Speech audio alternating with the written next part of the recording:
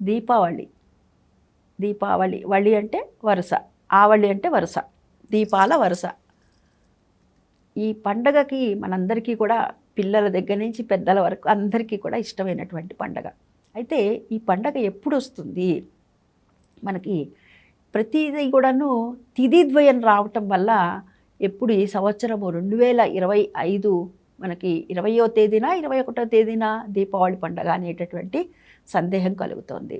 అయితే 18వ తేదీన త్రయోదశి, 19వ తేదీన చతుర్దశి, అదేవిధంగా మనకి ఈ దీపావళి పండగ అనేటటువంటిది సాయంత్రం, అంటే ఒక్కొక్క దానికి ఒక్కొక్క తిథిని ఒక్కొక్క సమయానికి ఉంటే, ఉదాహరణకి సూర్యోదయానికి గనక తిథిని పుట్టినరోజు తీసుకోవాలనుకోండి, పుట్టినరోజుని పరిగణలోకి తీసుకోవాలంటే సూర్యోదయానికి తిథి ఏదైతే ఉందో, ఈ అమావాస్య రోజు పుట్టిన వాళ్ళే అనుకుందాము, సూర్యోదయానికి ఎప్పుడైతే తిథి ఉందో దాన్ని పరిగణలోకి తీసుకోవాలి. అదేవిధంగా వినాయక చవితి అనుకోండి, మధ్యాహ్న వ్యాప్తిని పరిగణలోకి తీసుకోవాలి. ఇప్పుడు మరి దీపావళి అమావాస్య ఎప్పుడు ఉండాలి అని అంటే కనుక సంధ్యవేళకి ఉండాలి, రాత్రి గల అమావాస్యనే మనం తీసుకోవాలి. కాబట్టి ఆ విధంగా కనుక చూసుకున్నట్లయితే 20వ తేదీన 21 అంటే 20వ తేదీన మాత్రమే రాత్రి పూట ఉన్నది, 21వ తేదీకి రాత్రికి అమావాస్య లేదు.